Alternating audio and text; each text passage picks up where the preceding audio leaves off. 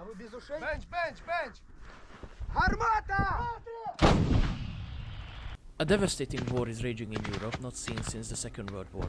It already killed and injured hundreds of thousands, displaced millions and burned billions of dollars while inflicting unimaginable suffering on its survivors.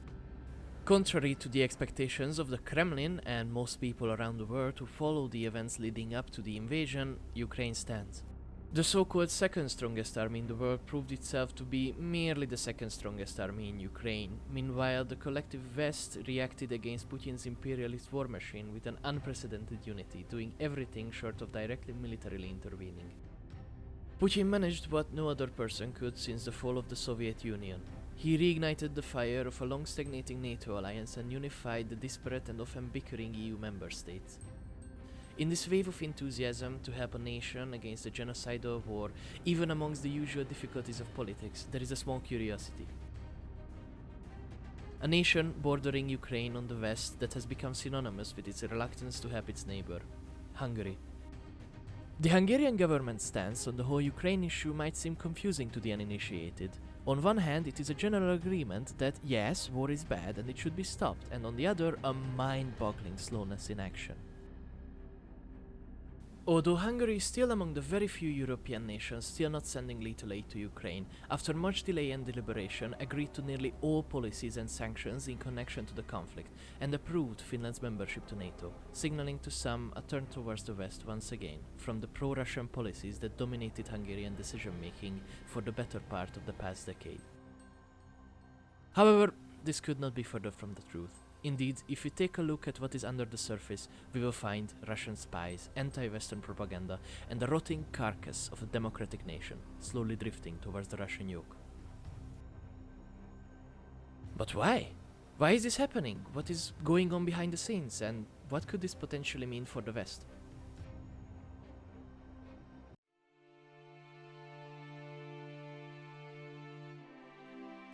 For all intents and purposes, Orbán's current geopolitical shenanigans started in his second term in 2010 after a landslide election victory over the governing Socialist Party.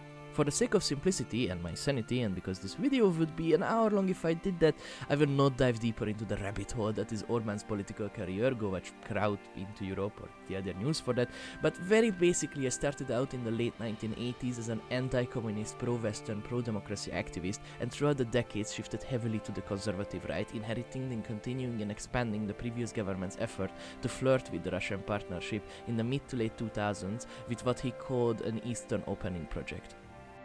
One of the often overlooked factors of this is that this shift was surprising even to some of his allies. Many of the then old guard of Fidesz, Orbán's party, were quite furious with the sudden change, as they disliked Russia, which should not be surprising given that Fidesz was founded on pro-Western and anti-Soviet principles and either left or were booted from the party and Orbán's inner circle.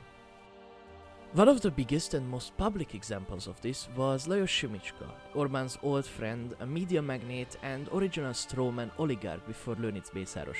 Their falling out was very public and is associated with the now famous phone recording where Simicska called Orbán, quote, a dick who lies all over the place, and uttered his now famous Orbán is a cum phrase in national television that still lingers on in the public consciousness. Yes, you heard that right. I mean, he was a government-sanctioned gangster, but good riddance, I guess. But moving on, long story short, he has done a hard shift towards Russia and the East in what he called an emerging illiberal world order, while he started to disassemble the rule of law in the country.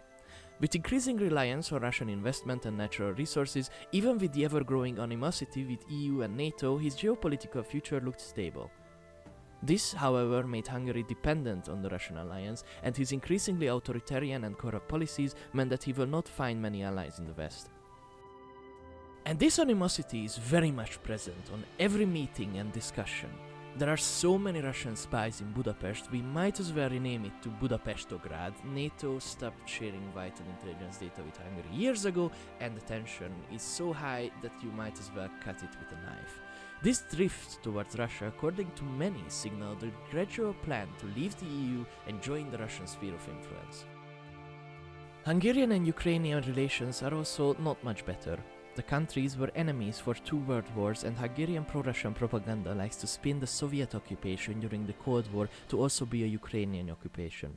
To an average Hungarian, Ukraine is the place where gangs, illegal tobacco, drugs and prostitutes are flooding into the country. The border checkpoint is also infamous for how many times the guards were arrested for corruption.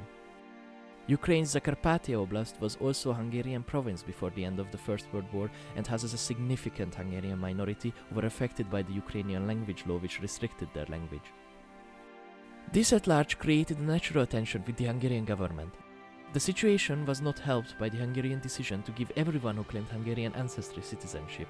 In general, Hungarians didn't have a good view on Ukraine before the war, and even in the polls today, the public is firmly split on whether to support Ukraine, be neutral, or support Russia, though most oppose the war itself.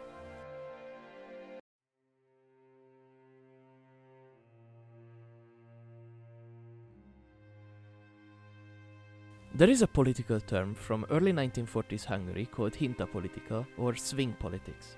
This refers to the policies of the then Hungarian government led by Prime Minister Miklós Kálai, in which they cater to both Nazi Germany and towards possible other allies in order to get maximum benefit for the country. This term may apply today, as in the chambers of EU diplomacy, Orbán's policies call for more spending on some common issues such as border protection, and its goal is to get as much EU support as possible for themselves, while on the other, in the comically long table discussion chambers of the Kremlin, they denounce the EU and show friendship towards the tyrant of the East. This disparity is especially present in what the government communicates at home compared to what it communicates in the West. In the West, you will find that Fidesz is a somewhat slow, more right-leaning, but generally mainstream conservative vote inside EU circles, its politicians preaching for a peaceful and economically sound Europe, whom they have disagreements on some policies with. Take one look at their official communications at home, however, and the picture becomes very grim, very fast. At both the government media, official communication channels, and 80 to 90% of all private media is in their hands, their message becomes one of hatred and nationalism. In the TV, the evil Brussels, billionaire George Soros, and the collective West, with their warmongering and so-called gender lobby, are planning on Hungary's ruin. They want to destroy Hungary with migrants and LGBTQ propaganda, aid to Ukraine will cause World War III, and the poor Russians are all suffering under the evil Ukrainian boot. On these channels, you will not find reports of Ukrainian victories and of the Russian war crimes that they have committed, but how Russia is even justified to take the Bolshevik creation of Ukraine back, and the West is responsible for the whole war, and therefore they have to be stopped.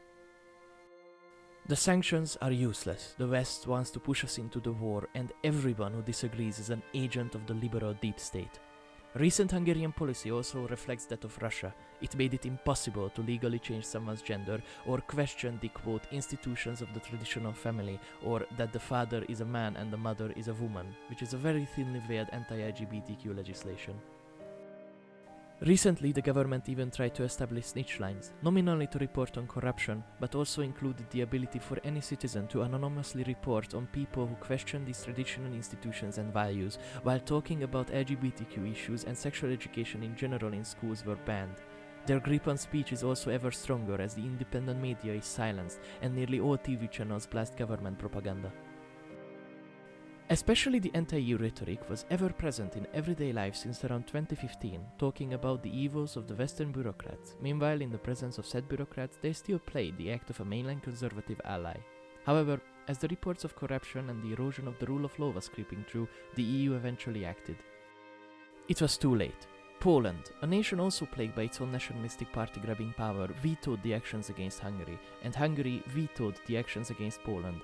As the EU needed a unanimous decision to sanction its members, the motions failed. Not long after, Fidesz was promptly forced out of the EPP and shifted towards the new right bloc. This new bloc of European nationalists, the dream of the likes of Matteo Salvini and Marine Le Pen, united by illiberalism, had a key problem among them.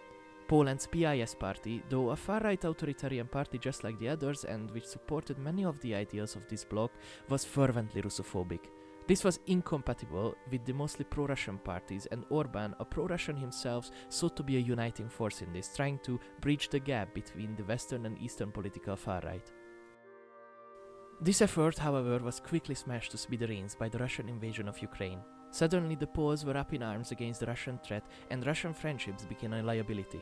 The unease between PIS and Fidesz created by Orbán's Russian friendship exploded into hostility. Pro-Russian, far-right parties lost support, and Orbán found himself alone between a Russia that was losing and the West which was uniting. As Russia embarrassed itself, Orbán faced a serious issue. It was dependent on Russian resources and support. However, it was also dependent on EU funds and goodwill. He had to call a retreat. At least for now, on the outside, they had to pretend how anti-Russian aggression they are. While at home they loudly preach about how the sanctions are useless and the West's effort is doomed to fail, they quietly voted for all measures and sanctions against Russia, quickly drawing their ire through. Thanks to their actions, they were dealt a shitty hand of cards, and they are desperately looking for opportunities to cut their losses. A great example of this is Finland and Sweden. Orbán quietly dragged his feet, trying to get out as much political capital from his veto right as he could, while he let Turkey bear the brunt of NATO's ire. He sent delegations, asked Finland and Sweden to be respectful towards Hungary, complained about past disagreements, and made up every bullshit reason to fuck around. He eventually had to find out when the delegation to Finland got sent to hell and Turkey acquiesced Finland's accession to NATO. I must note here that Hungary is not entirely alone with its sanction issues. Both Hungary and Germany made the same energy dependence mistake, for example, which resulted in more severe consequences when, surprising exactly 0 people, Russia leveraged their energy dependence against them, and during the energy sanction talks, Germany quietly let Hungary beat the drums of concern because they disliked the sanctions too, but knew full well that it would be political suicide at home to go against them.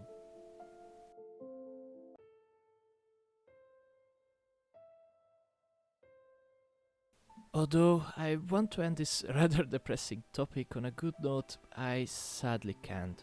As a Hungarian myself, I am horrified by what is happening. This whole issue is going on in front of our very eyes, my very eyes. Hundreds of thousands of refugees have fled through the border, which I have witnessed firsthand as a volunteer in a refugee camp, along with a few Ukrainian people I've met on Discord who helped with my work during the refugee crisis, bless their hearts. I have witnessed the toll of war and the slow erosion of the rule of law in my country. I have to say, not all Hungarians are like Orbán. Even many of those who don't really like Ukraine disagree with the war, and many offer shelter to the refugees out of their own initiative. I am personally in support of increased shipments to Ukraine because this can only end when Russia is beaten, the territory illegally occupied retaken, the war criminals punished, and Putin is deposed. I think, on the short term at least, this trend of Hungarian swing politics will probably continue. It should be brought in front of the Western public and the hypocrisy exposed for all to see, how this government is the enabler of Russian war crimes and their illegal and unjustified war against the Ukrainian people. Orbán's government burned most bridges and is unlikely to ever change the country's course back towards the West. If Russia finally loses and Orbán remains without friends, it will spell doom towards his foreign policy and his political career at large, but he must be kept accountable for his actions both at home and abroad. I hope at least to see him eventually fail and those who reject him and his ideals finally place back the country towards the road of democracy. Orbán is not the Hungarian people. It doesn't matter how much he claims that he represents all of us. Stay safe. Slava Ukraini.